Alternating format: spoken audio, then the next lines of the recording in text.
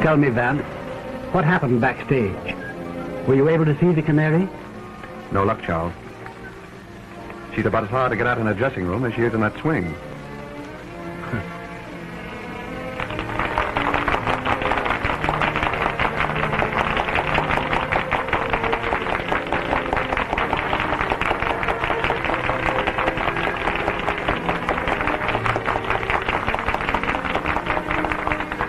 If you want an idea of what I ran into back there, let me point out a few of her admirers.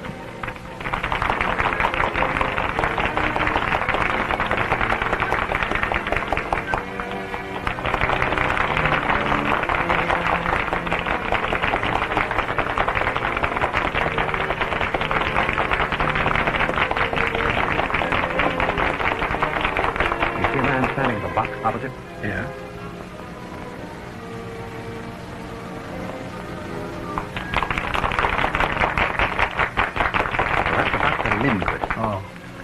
He was outside her dressing room just now, along with these other two. I understand that the Canary has her claws in all three of them. Are they rich? Naturally. Well, then what does she want with my son?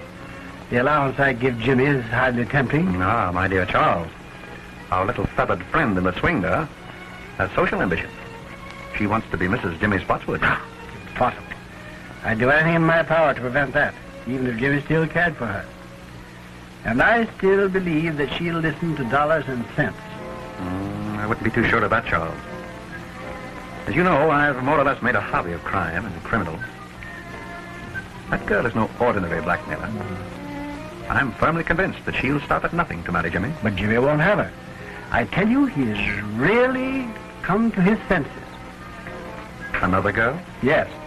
Well, you know her. Alice. Oh, yes, of course. A very nice girl, too. Yes, she is. Vance, I'm afraid that I'll have to use my own judgment in this matter. I'm going to see this Canary at her apartment as soon as possible. Well, very well, Charles. But, act quickly. Oh, I know you'll smile, but... You know, I have a strange premonition that the Canary is headed for disaster.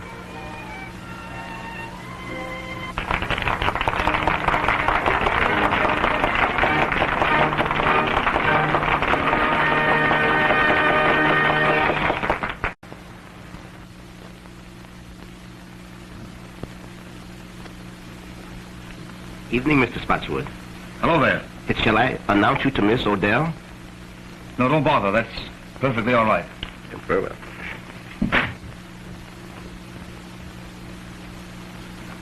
Jimmy! Alice. Jimmy, you were going to see the Canary again. No, I wasn't, dear. In fact, I just started to put this note under her door to tell her so. Oh, Jimmy, I'm afraid of her. Oh, she's clever and cruel and unscrupulous. She'll hurt us again. I know she will. No, dear. She can't hurt us now.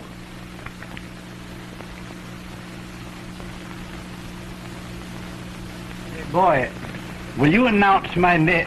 Never mind. Yes, sir. Hello, Jimmy. Why, hello, Dad. Good evening, Alice. Good evening, Mr. Spotswood. You know, I'm delighted that you and Jimmy have made it up again. Oh, thank you. You know, I'm going to try to show you that all showgirls aren't like, well, Like the Canary, eh? yes.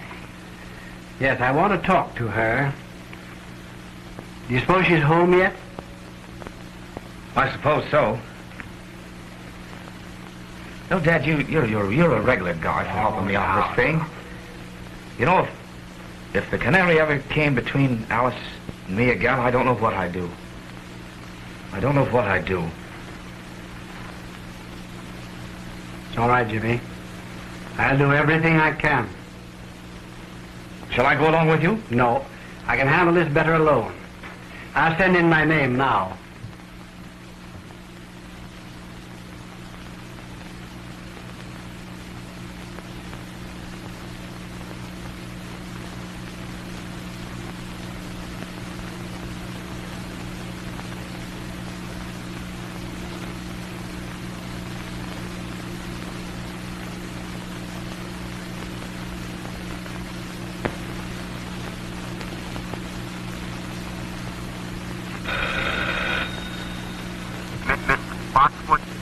Send him in, please.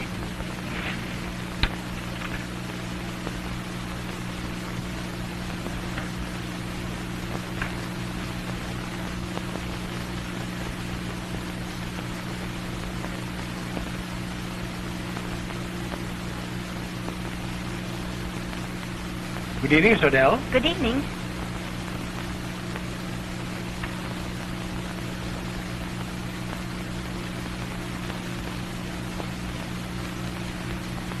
Shall we go over here? Why, yes. Will you sit down? Thank you. Well, I don't think we need waste any time, Miss Odell. You know why I am here. How much? Nothing doing, Mr. Spotswood. I've decided to marry Jimmy. I'm afraid that marriage is quite out of the question, Miss Odell. Oh, you're sure about that, are you? I'm positive. Well, how would you like me to tell the world about Jimmy's embezzling from your bank? What? You heard me. You know, Jimmy has a weakness for writing letters, and I have a weakness for using them. If Jimmy did write you a letter, you'll tear it up. Now, before I leave here.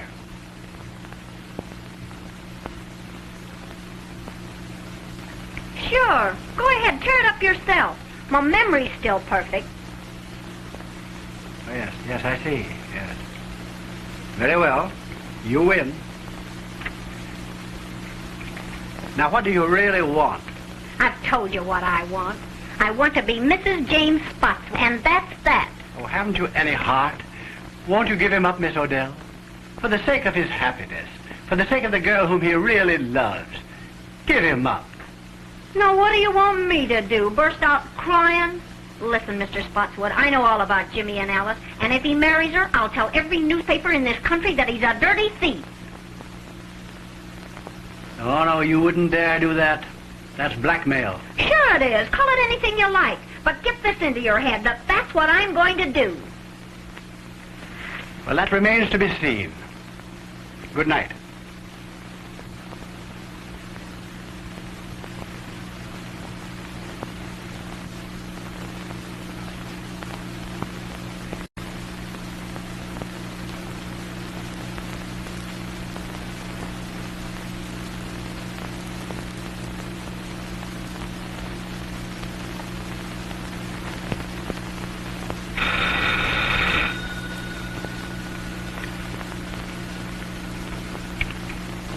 Mr. Cleaver, please. This is Mr. Cleaver speaking. Now, see, Mr. Cleaver, the great reformer. Yes. Well, this is your favorite weakness. Must. Don't get nervous, baby. I've got some news for you. Good news? Yes, darling, I'm going to marry young Spotswood.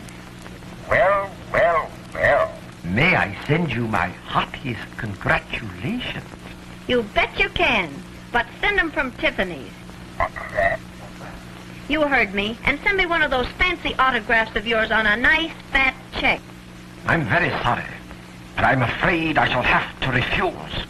Be yourself. Big reformers who lead double lives can't refuse. Now look here. I'll see you dead first. Listen, You'll be here after the theater with the dough and like it. The little rat.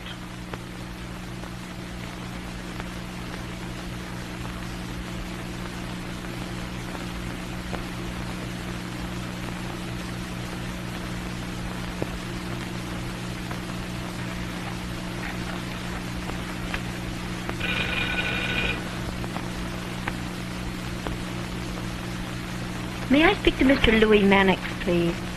Quiet, my wife. Don't get excited. I just thought you'd like to know I've sold the body down the river. I'm going to marry young Spotswood. Splendid. yes, darling. And I've decided that you're the best man. Best man? Yeah, the best man I know of to kick in with a nice, handsome present in cash. Now, see here, you know I can't afford. What do you mean is, you can't afford to let the ball and chain know what a big-hearted Santa Claus you've been. Now, look here. I've told you what I'd do to you if you ever got to the wife. Forget that bunk. And be on my front porch after the show with that Jack, or I'll get to your wife all right.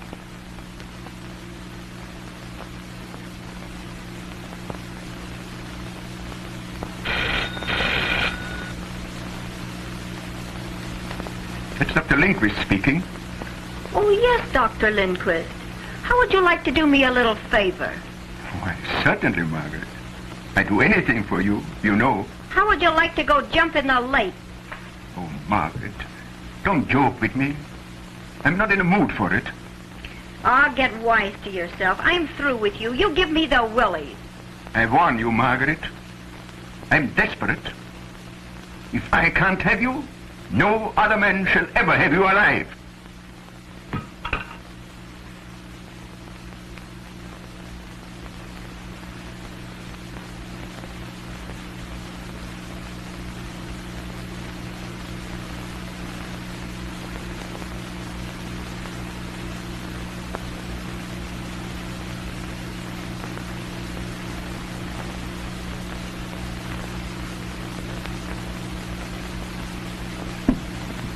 Tony!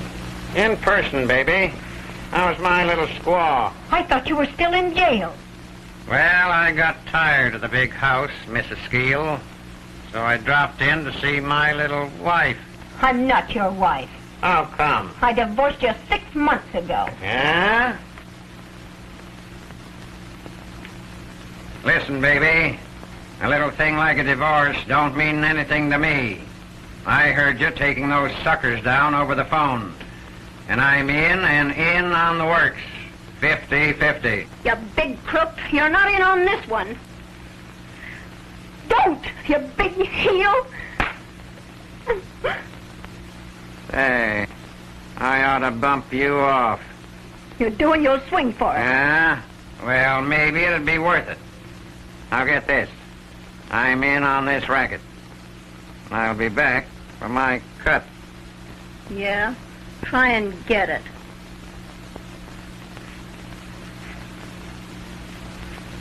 Say, baby, don't bother changing the box on this door. The lock I can't pick is still in Yale.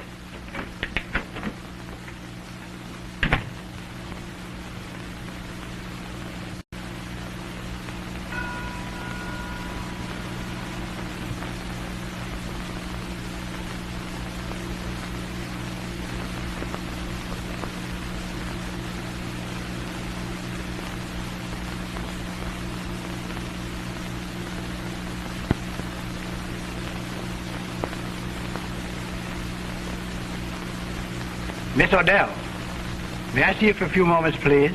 It won't get you anything, but come ahead. Thank you.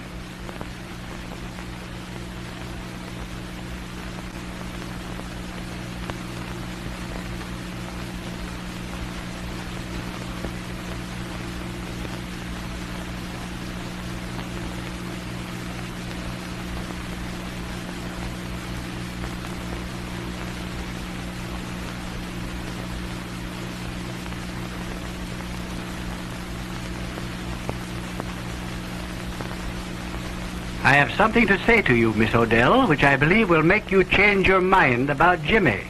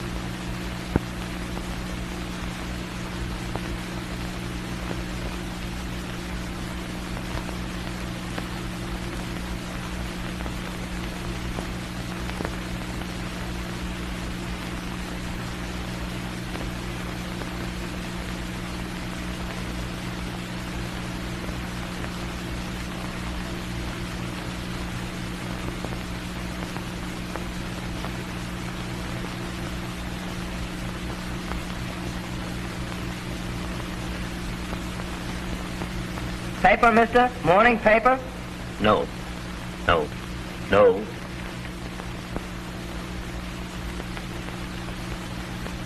Thanks, mister.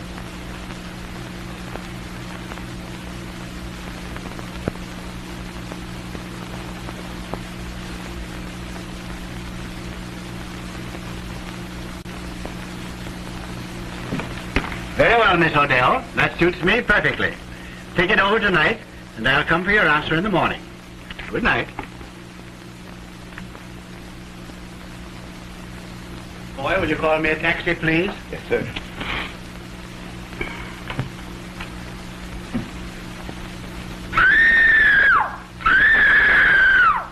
Well, what's that? Miss Odell!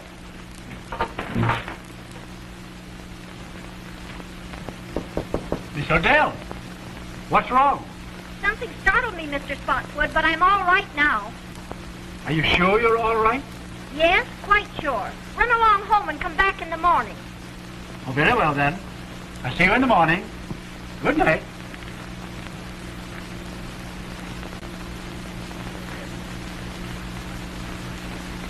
Stuyvesant Club. Yes, sir.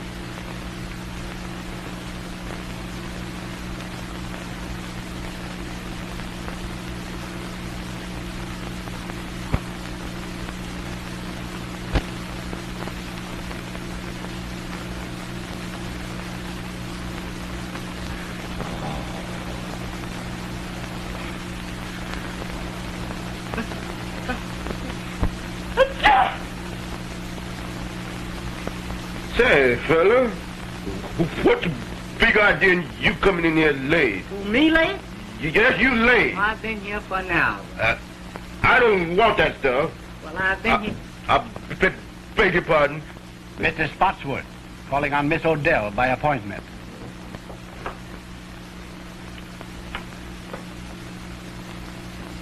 She don't answer. Has she gone out, do you think? I've been on all night. And you haven't seen her go out? No, sir. That's funny. Do you suppose she can be ill? But we may go and knock. Yes, let's do that.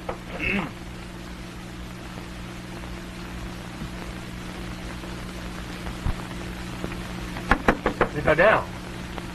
Miss Odell! Are you ill? No. What's the matter? Something has happened. Go get your pass key. Yes.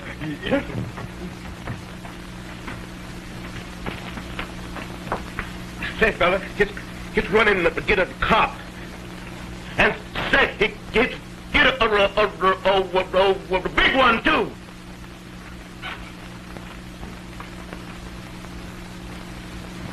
Well, you better let me have that.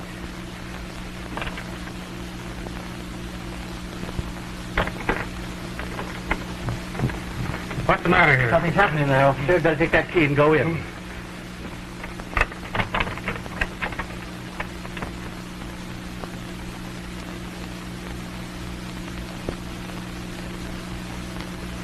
He's dead.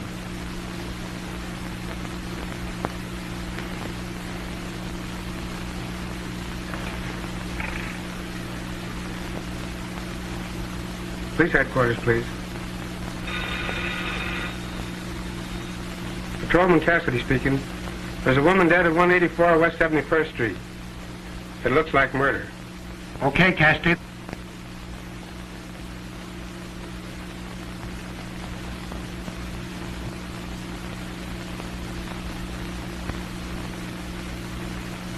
She's been dead since midnight, Sergeant. Strangled to death. That long, eh? Sergeant, the district attorney just pulled up and he's coming right in. That's great. He's got that Mr. Philo Vance with him.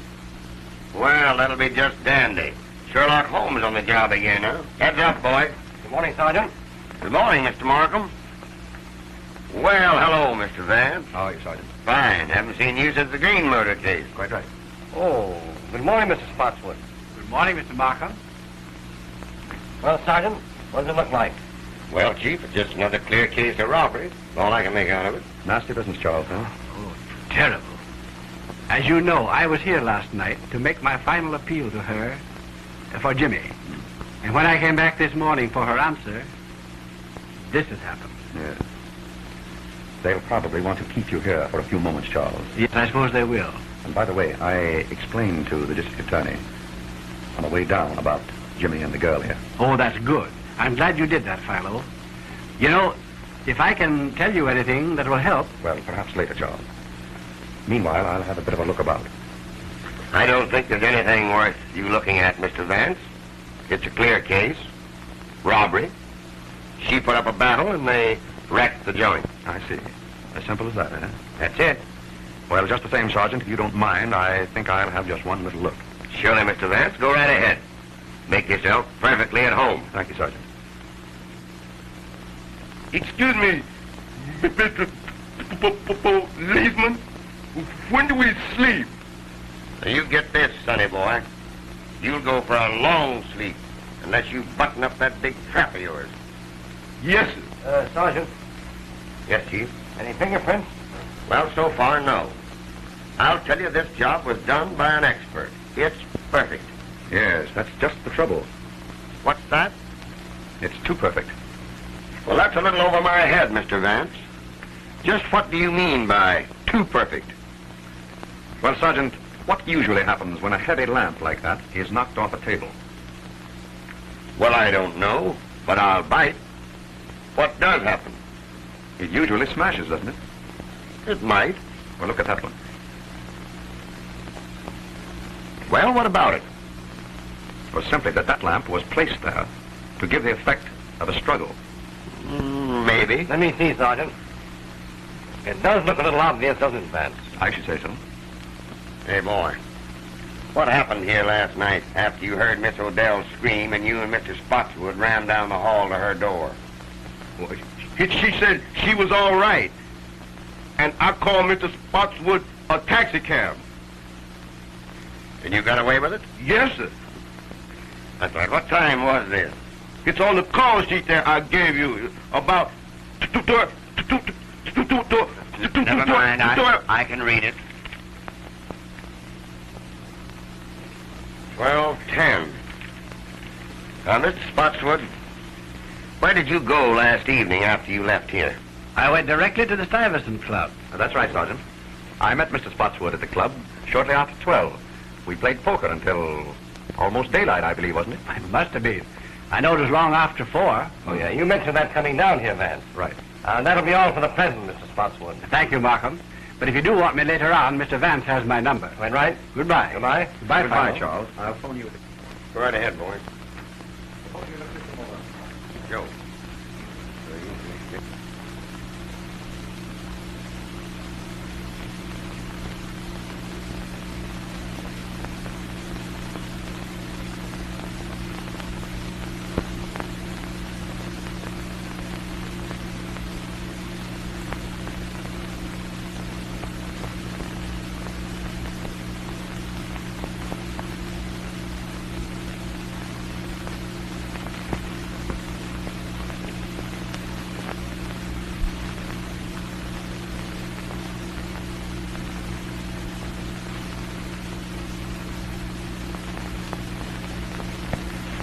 Oh, Sergeant, would you step over here for a moment, please? All right, Mr. Vance, what is it now? Do you observe anything peculiar here? Why, surely. The key is on the inside. Excellent, Sergeant. Don't you think we might go over that knob for fingerprints? Well, now, Oh, I get you, Mr. Vance.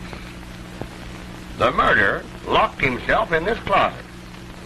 When Spotswood left, he came out and croaked the canary. No, I hardly think so, Sergeant.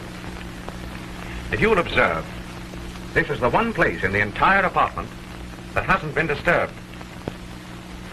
Now, what does that signify? That and the fact of the key being found on the inside. Just as I told you. The murderer was in this closet and came out when Spotswood left. I don't think you quite get my point, Sergeant. If the murderer had been in here, he would have upset this closet as he did the rest of the apartment, wouldn't he? Well, yes, I guess he would. Precisely. Gentlemen, it was someone else who was in that closet while the apartment was being ransacked. And that someone witnessed the murder. Through the keyhole. Splendid, Sergeant. And if you'll find who was in that closet, I think you'll learn from him, or her, who it was that killed the canary. Sergeant, get the fingerprints, will you? Oh, Joe. Oh, Sergeant, you might check up on the other apartments. Mr. Vance and I are going outside.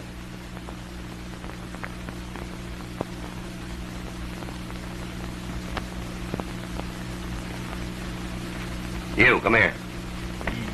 Yes, sir. Who lives in that apartment there?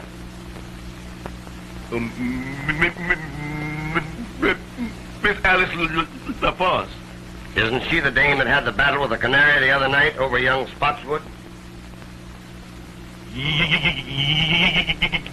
All right, all right.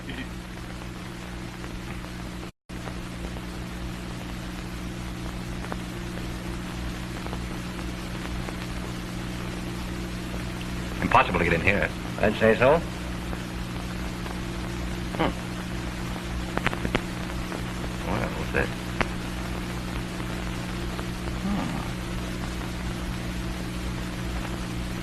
That's odd. May prove very interesting. What do you think? I see, Miss LaForce. I see. But you and the canary had a fight over young Spotswood, didn't you? Why, yes.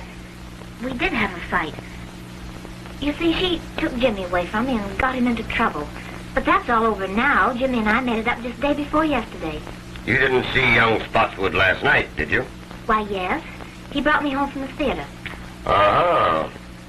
So he was hanging around here last night, was he? Yes, but he was with me until after 1 o'clock. Now, wait a minute, lady. Wait a minute. You save your alibis till we get you down to headquarters. Go slip on your things. Why, look, you don't think that... Put 'em on. Mr. Vance, I'm frightened. Well, now, don't you be worried, Alice. Just you do as the sergeant says. All right.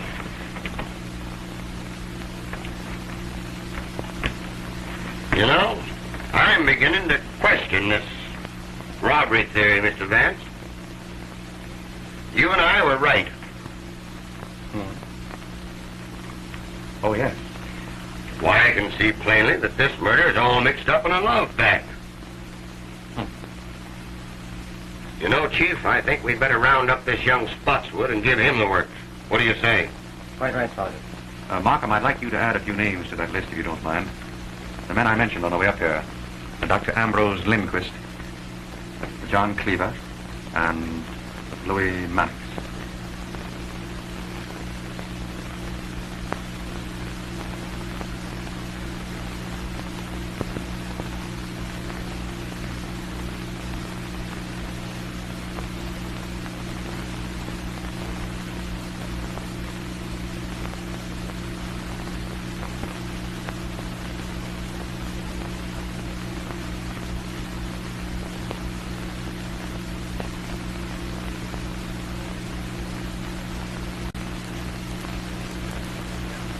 Well, young man, what do you know about what happened at the Canary's apartment last night?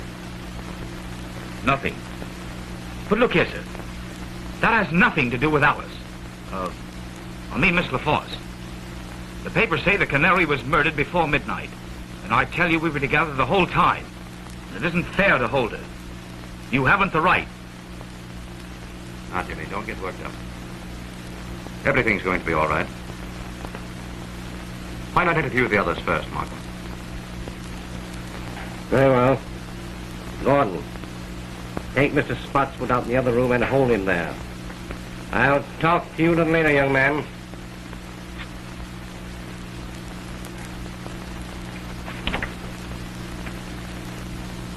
Theo. Well, who's next on the list? Mannix. I'd like to make a bit of an experiment, Markham. Have you a pad and pencil there? Yes.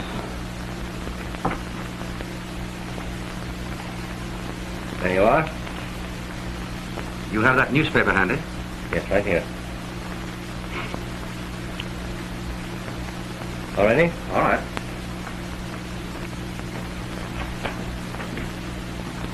Good morning, Mr. Vance. Good morning. Mr. Markham. Good morning. Will you please take a seat? Thank you.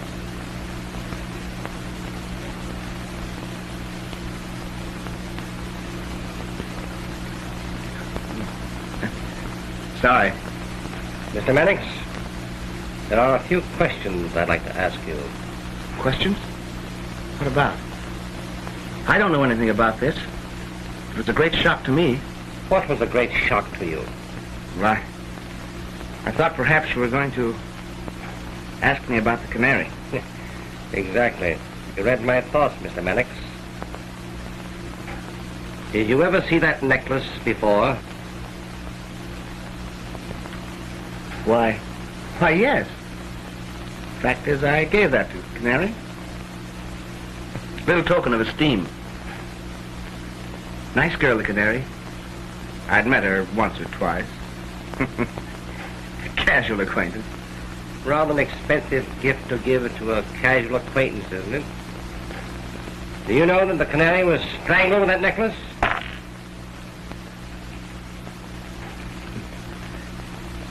Most remarkable. Unfortunate, I should say. Where were you last night between 11 and 1 o'clock? Between 11 and 1? Yes. Let me see. Why, I was home. I went to bed about 10 o'clock. Tired out. You understand. Pardon me, Mr. Mannix.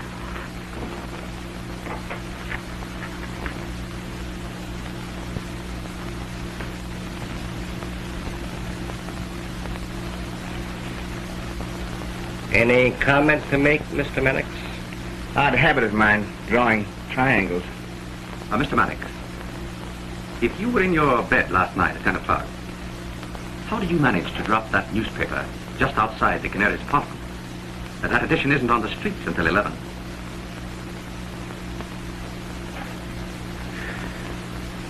Well, you've caught me. I'll tell the truth. It's always best to tell the truth, especially when there's no reason to lie. It was like this.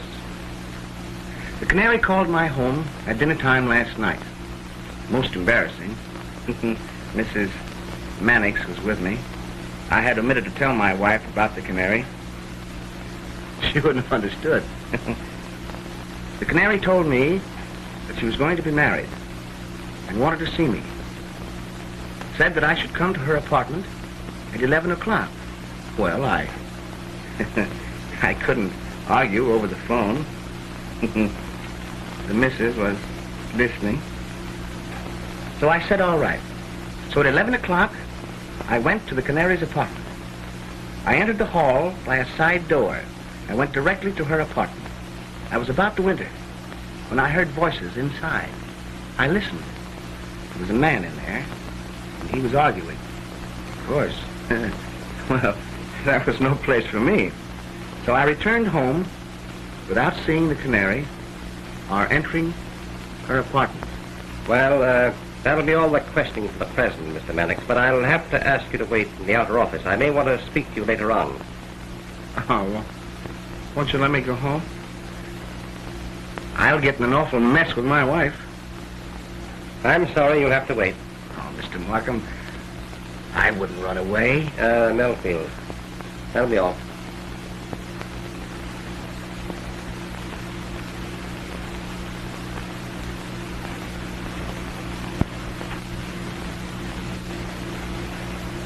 Mr. Markham, you're going to help me square this with my wife.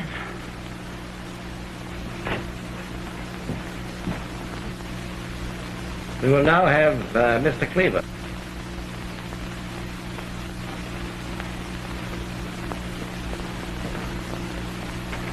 Good morning, Mr. Cleaver. Good morning, Mr. Markham. Can I do anything for you? Will you please have a seat? Mind if I smoke a cigar? Well, please do.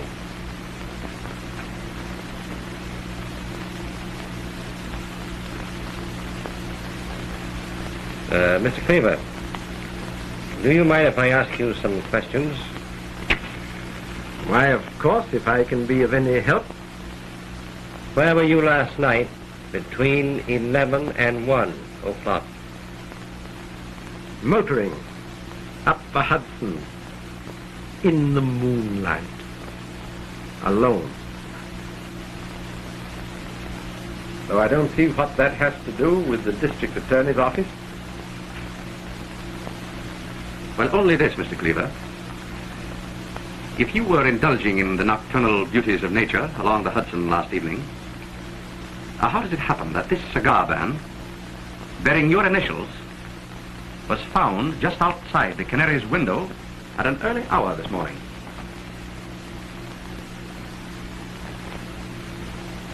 Well, if I was passing the Canary's apartment, you can't twist that into a crime. Oh, then you did pass her apartment.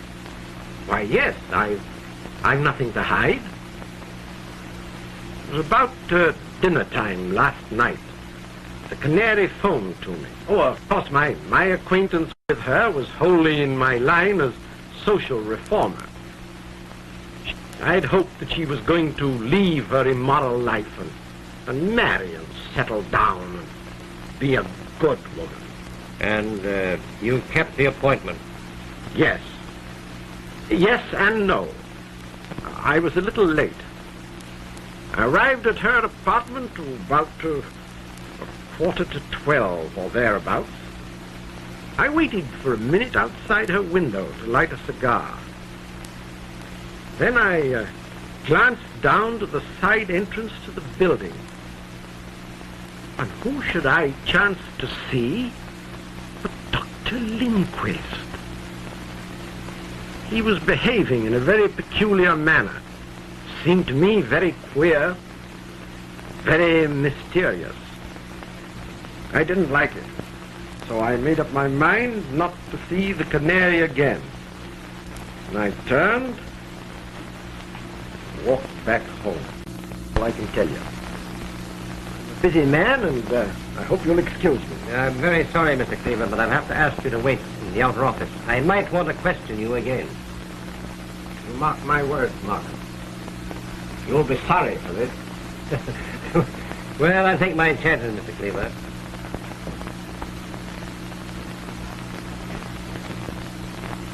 Charming fellow, Cleaver.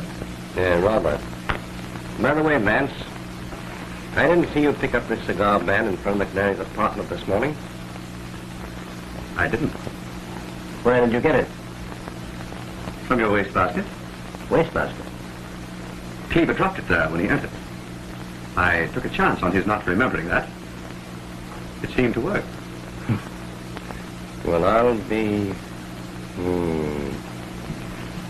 Very good. Dr. Lindquist. Go. Come on, Doctor. Take your hand. Chief. We caught Dr. Lindquist just as he was leaving town. It's a lie. I was on the way to a patient. Won't you please sit down, Doctor? I'd like to ask you a few questions.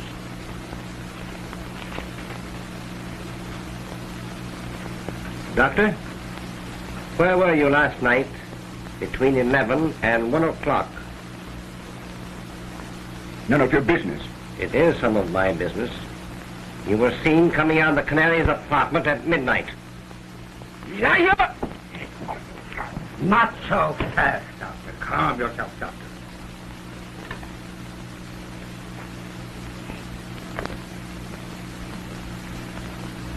I'm sorry. I lost my temper.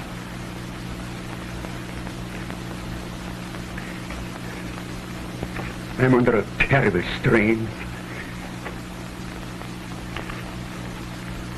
I loved Canary dearly.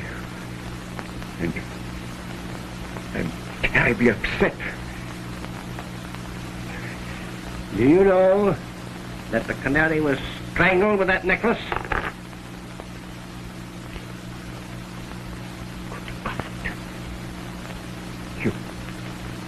You don't accuse me? But, Dr. Lindquist, there's really no need for you to be excited. Now, Mr. Markham here is merely trying to find out what you know. No. I know Doctor. Markham, don't you think that we might postpone the interview with Dr. Lindquist for a while? Why, what? Very well. That'll be all for the present, Doctor. I'd like to have you remain in the outer office.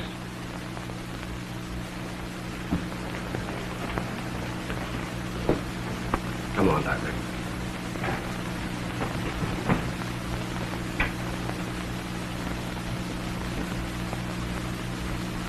What was the idea, Vance? We had him when he was about to tell us everything. Well, on the contrary, Markham, in his present extremely excited condition, I very much doubt if he would have told us anything. I do think, however, that if we give him a chance to cool off a bit, he's very likely to tell us the truth. Well, perhaps you're right. Good morning, Sergeant. How are you, Sergeant? Good morning, Chief. Hello, Mr. Vance. Take a slant at those. There's the Canary's jewels. They were found in an ash can about a block from her apartment this morning. I guess that kind of disproves the robbery theory. We were right, Mr. Vance. Hmm? I say we were right. Oh, yes. Yes, apparently we were, Sergeant. Now it's up to us to find another motive. Yes, quite right, Sergeant. You know, Markham, I've been thinking this over all morning. And I believe that I can come pretty close to the psychology of the man who committed this murder. I believe that I can pick him out from that list of suspects, if he's among them. However, it will require a bit of an experiment. What is in your mind? Well, I'd like to use that conference room of yours there for a friendly little game of poker with your suspects. Well, now, that's a cute idea. Just what is your idea, Vance? Well, just this, Markham. A man's true nature always comes out in a game of poker. Now, I know the type and the temperament of the man who murdered the Canary. And in a game of poker, I believe that I can come pretty close to putting my finger on him. That's a new way of catching crooks. Take it easy, Sergeant, will you please? Well, go ahead, Vance. The experiment can do no harm. Quite right. Now, I'd like to have the sergeant's help. Well, I'd be very glad to help you, Mr. Vance. As long as you don't try to hang the murder on me. Sergeant, will you take Mr. Vance's orders, please? Okay, Chief.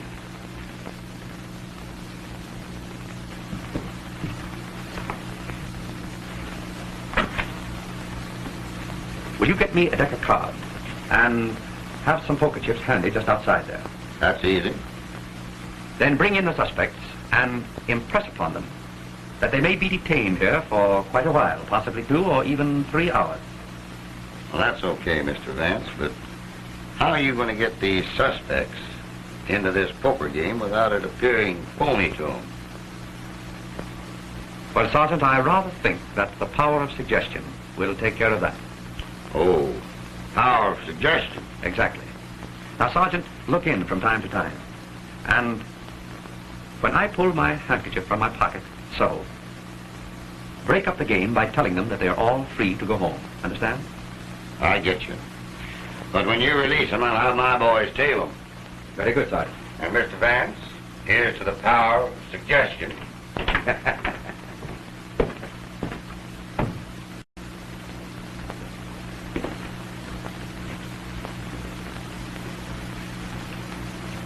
Jimmy?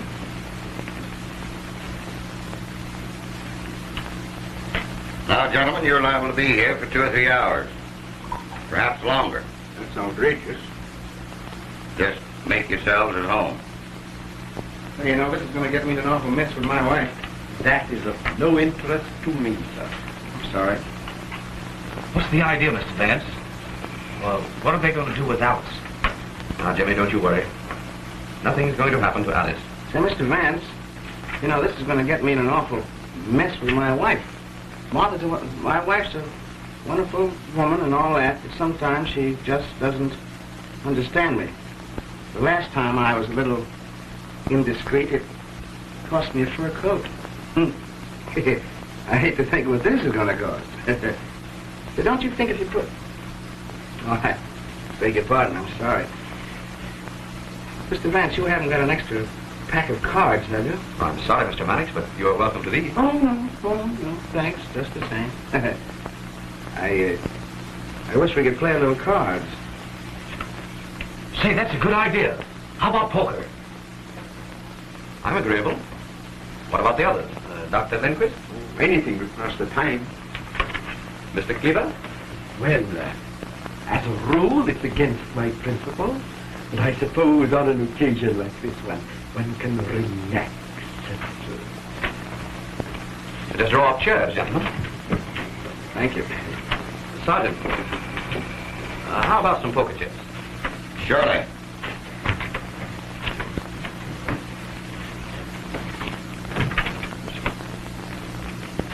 Chief. Yes? Mr. Spotswood is here. Have it in. Come in, Mr. Markham. Good morning, Mr. Spotswood. Good morning, Markham. Good morning. I say, Markham, what are you holding Jimmy for? Surely you're not accusing him. No, of course not. We're simply trying to find out what he knows, that's all. Oh, yes. Where is he now? Why, in the other room there with Vance. May I see him? Why, certainly, of course it would. Vance, Mr. Spotswood is here. Oh. Hello, Dad. Oh, hello, Jimmy. Good morning, Charles. Good morning, Philo. Dad, what are you doing here? I came to be with you, Jimmy. Why do you detain? Oh, by all means. We've just started a little game of poker here, Charles. Would you like to join? Come on, Dad. Sit and take a hand. Well, all right. I'll sit in. That'll be fine. Suppose you take that chair, Charles. Thanks. Gentlemen, this is Mr. Spotswood. Mr. Mannix. How do you do, Mr. Mannix? Dr. Lindquist. Doctor. And Mr. Cleaver. Mr. Cleaver. How do you do? Shall it be jackpots, gentlemen? Why, yes, anything. Well, yes, the Mrs. and I usually play jackpots.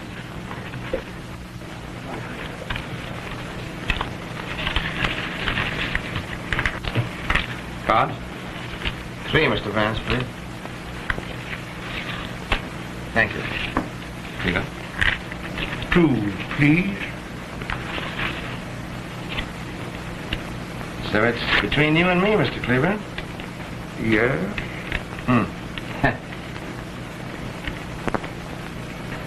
I'll bet a white one.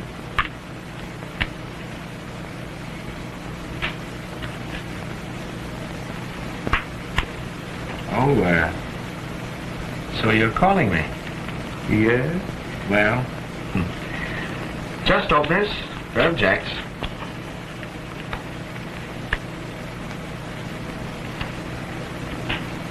Three aces. Oh. So you called a one-chip bet with 3 aces.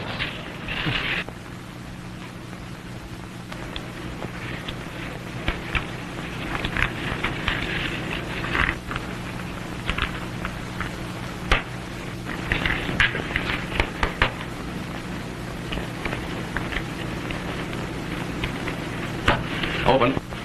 I'm out.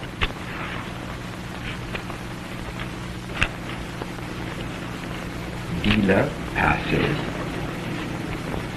How many, Mr. Vance? 2 cards, please. Mr. Manning?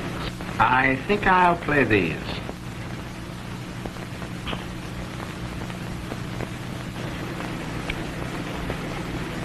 I'll check the bet to you, Mr. Manning.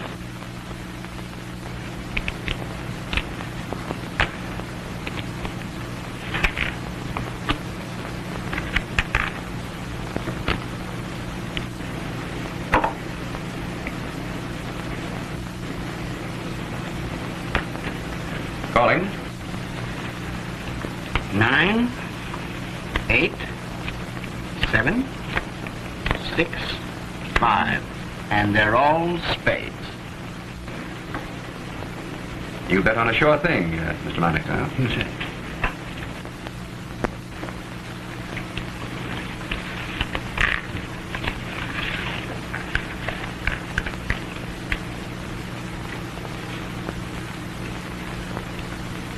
I open for 1. I'll stay. Oh, let's make it a little more interesting. 10 more. Well, that lets me out. I'm out. And me. I'll stay with you, Charles. Cards, gentlemen. 3 for me. 1, 2, 3.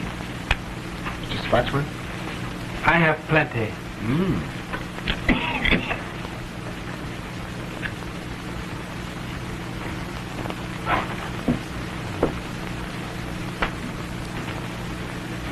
A white stack, Charles. 2 white stacks. Hey.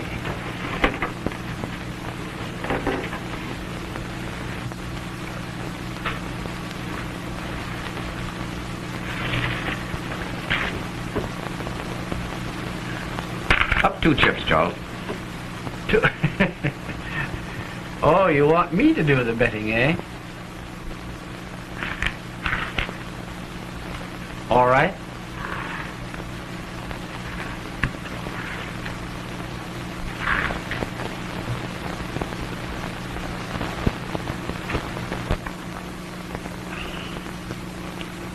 I'm afraid I'm overcome by curiosity.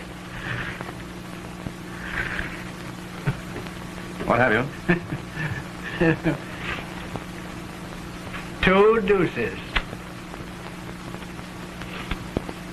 They're good. They're what? Well, why the philanthropy, Powell? Well, I had ace high.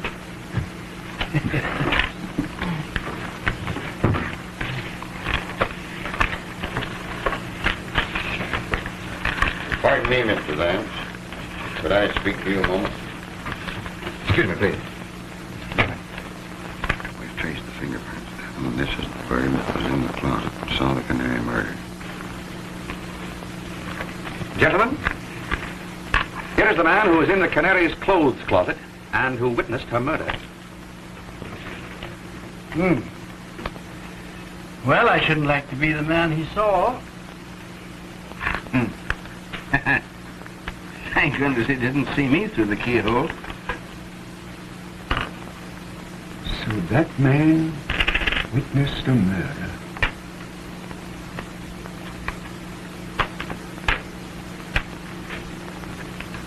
Singularly unattractive countenance. Well, if he knows, why doesn't he tell who did it?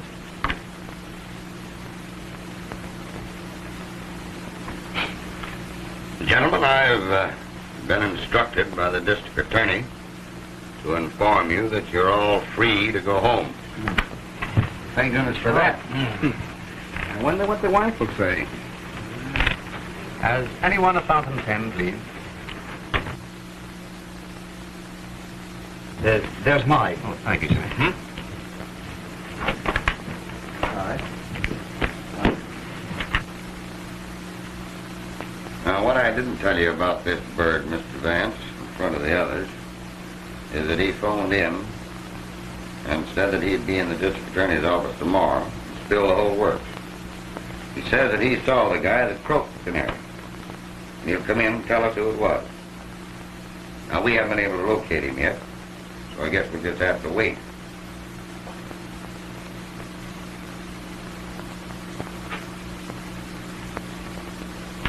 Well, Sergeant,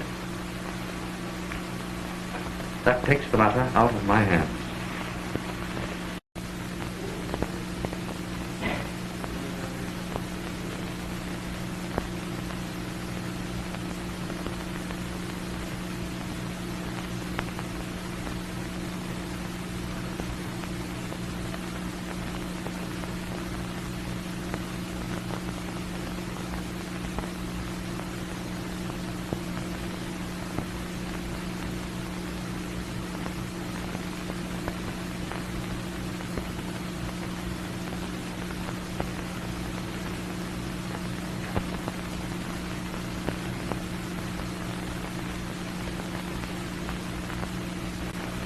Markham, there can be no doubt of it. The same person who strangled the canary strangled Skeel. This new murder was done to cover up the first. Skeel was obviously blackmailing the canary's murderer. He threatened to inform the police of what he had seen through the keyhole of the closet. And when the murderer learned yesterday at the poker game that the police knew who had been in the closet, he put Skeel out of the way at the earliest possible moment. I believe you're right, Vance. Oh, my.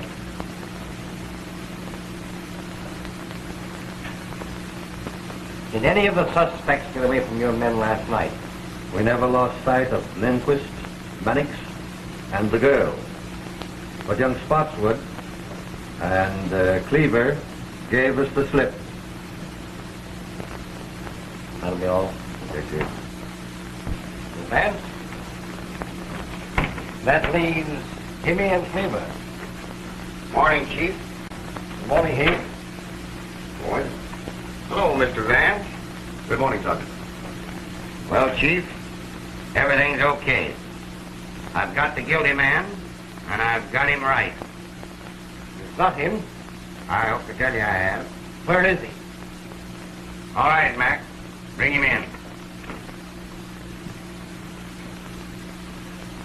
Vance, Jimmy, this fool arrested me this morning at breakfast for the murder. Why, it's just like shooting fish in a tub, Chief. I've got all the dope and I've got it down pat. Motive and everything. Now, this Dame Alice croaked the canary. Jealous because she'd stolen her fellow. The kid here bought Skeel off to shut his mouth and to protect the dame. A lie. That isn't all, Chief. I've got the evidence. And it's not psychology, Mr. Vance. Mr. Vance, he lies. He hasn't any evidence. He couldn't have. Just a minute, Jimmy. Sergeant, what is your theory? Well, I don't go on theory. I use cold facts, Mr. Vance. Now, you wait a minute. Did you ever see that pen? Yes. It's mine. You bet your life it's yours. Take a look at that pen, Mr. Vance. Chief? Well? Now listen to this. This morning I found that pen on the floor there by the table where Skeel was murdered. And the kid here admits that it's his.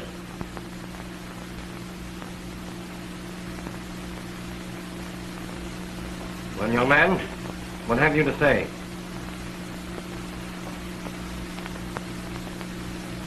Yes, I killed them. Both of them. I guess that does it, Chief. We've got him in a sack. Now, this Dame Alice... Wait a minute. You've got what you wanted. Now, take me out. Take him away, Mac.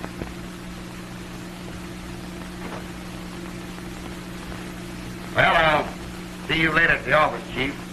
All right.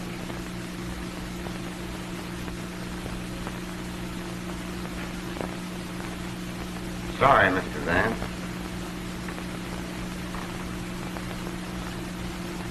Well, Vance, I guess that closed the case. No, Markham, it doesn't. What do you mean? I mean that the boy is not guilty. Well, that's nonsense. Not nonsense, Markham. Because I know who is guilty. Come now, Vance. I tell you, Markham, I know. And inside of 1 hour, you'll know too. I'm going to telephone at once to the real murderer and have him come to the Canary's apartment. And I want you to be there. The boy has confessed everything. Markham, if you don't meet me there, you'll be the laughing stock of New York in 24 hours. Because I'll have the confession of the real murderer. Well, all right, Vance, if you want it that way. I'll be there.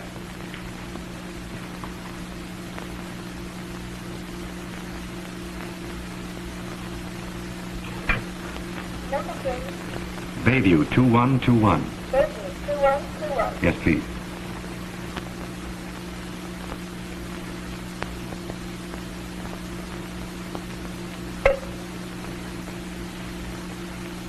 This is Philo Vance. I want to speak with Miss... Oh, hello, Philo. How are you? I didn't recognize your voice. I've something of extreme importance to tell you. Jimmy has just been arrested. He has confessed to the murder of both the Canary and Skeel. Do you understand? Yes, I understand, Philo. Jimmy is not guilty. I am the man you want. How soon will you meet me at the Canary's apartment? It'll take me almost an hour to get in from the country, but I'll be there. Good.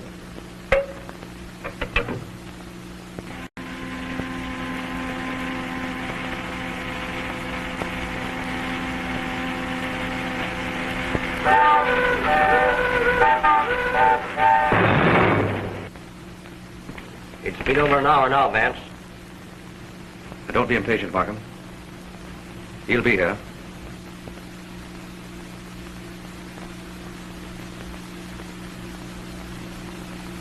Who is it you're expecting? You wouldn't believe me if I told you. And I must admit that without his confession, I haven't a shred of real proof to offer you.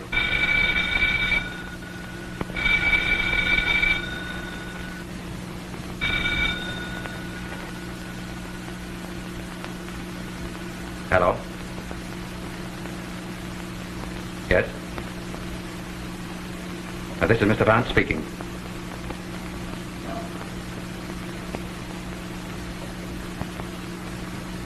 What? Yes. All right. What is it, Vance?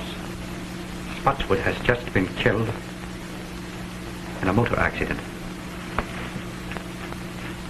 Spotswood killed?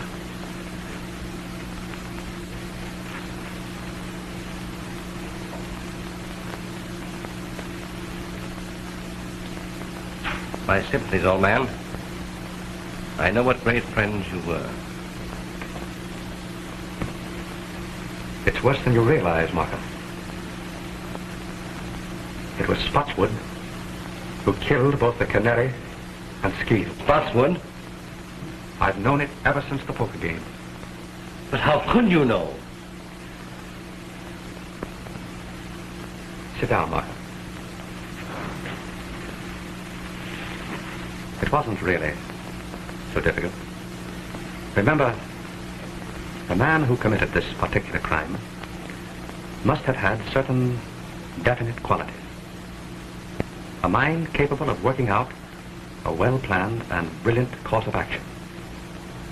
Willing to take a desperate chance and see it through. Now consider the men in the game. Jimmy, I ruled out at the start. But I'd known him as a boy, and his youth and impulsiveness were hardly consistent with such an obviously premeditated murder. Lindquist was far too excitable and erratic to have plotted such a carefully calculated crime. Cleaver, much too cautious and entirely lacking in the necessary boldness. Mannix, timid, and unwilling to take any risk except upon an absolutely sure thing. The only man at the table with enough imagination to plan such a crime, and with sufficient self-confidence and daring to carry it through, was Spotswood. When he held a pair of deuces, refused to draw to them, and bet every chip he had on the chance of bluffing me out, the realization suddenly dawned upon me that he was the murderer. For he was the one man of them all psychologically fitted for such an act. But how about finding Jimmy's pen in the Steele apartment? I borrowed Jimmy's fountain pen after the poker game. My hypothesis is that in the confusion, Spotswood put the pen into his own pocket, and that Jimmy saw him do it. That is why Jimmy made his confession, to shield his father. Yes, but against all that theory, Vance, we have certain definite facts. Now, for instance, Spotswood left the Canary's apartment while she was still alive. He talked to her through that door. The hall boy, looking through the keyhole, saw the Canary lying on this sofa smoking a cigarette. Spotswood then went away and spent the rest of the evening with you. True. And yet I know he committed the murder.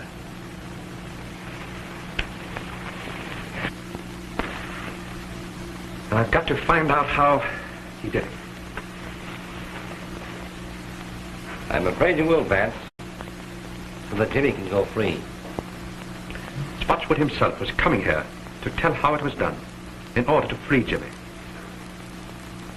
And now he's dead. I've got to solve it.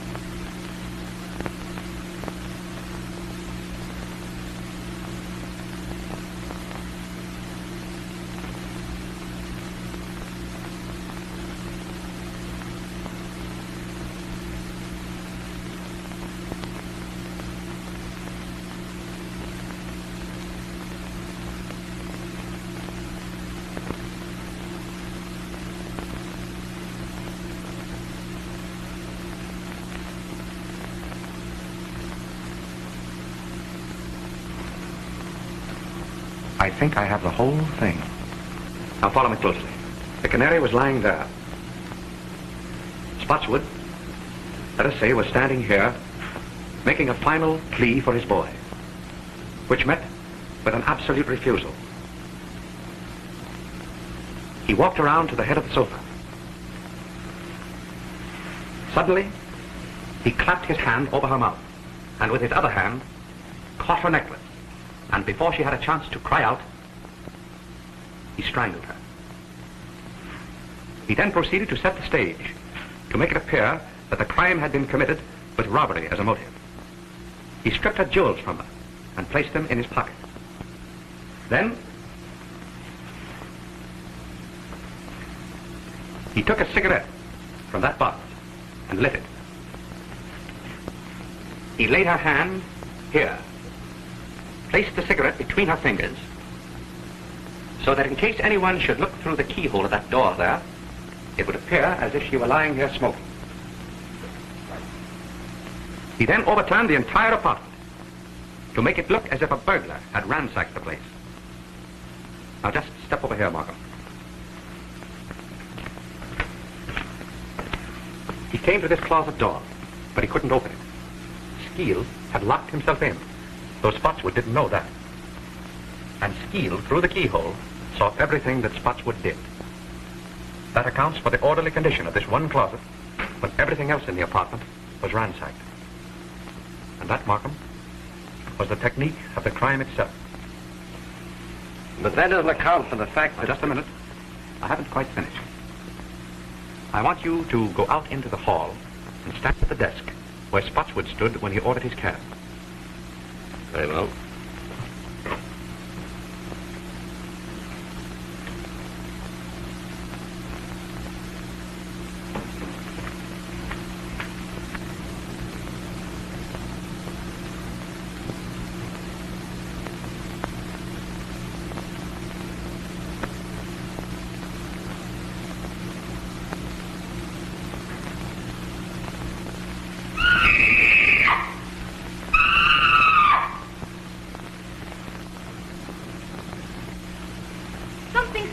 Mrs. Spotswood.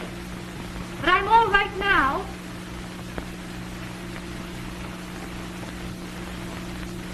Yes, quite sure. Run along home and come back in the morning. You understand now? This record was Spotswood's alibi. Undoubtedly, the reason he returned here the next morning was to get it back. But he was prevented by the arrival of the officer who entered the apartment with him. The Canary was dead, and the scream issued from the apartment that night. She was dead when she apparently spoke to Spotswood through the door. But what clue led you to the phonograph record?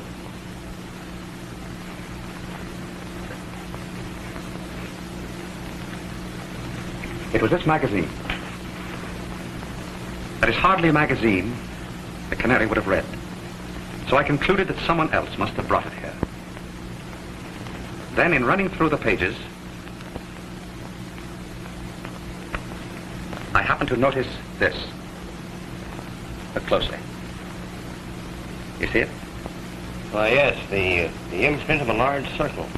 And on the opposite page? And the same thing. Precisely. As if a disc had been pressed between the two pages. That brought to my mind the thought of a phonograph record. And suddenly, the whole plot became clear to me.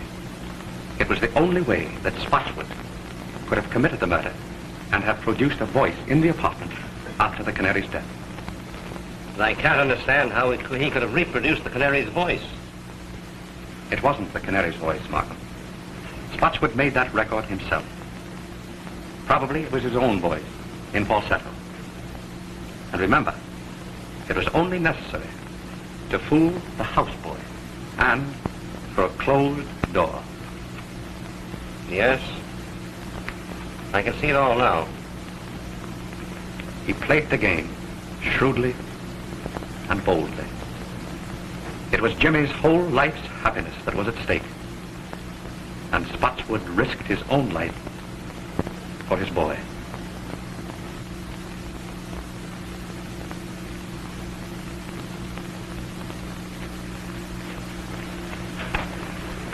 Goodbye, Mr. Vance.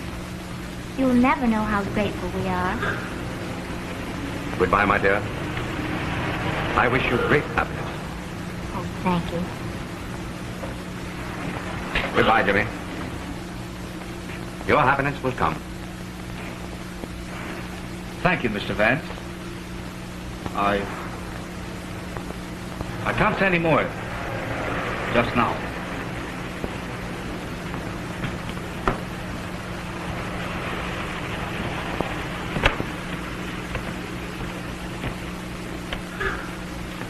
Well, Mr. Vance? Well, Sergeant. I guess we put it over again. Right you are, Sergeant. Many thanks. Well, I'll be seeing you later. Goodbye. Goodbye, Sergeant.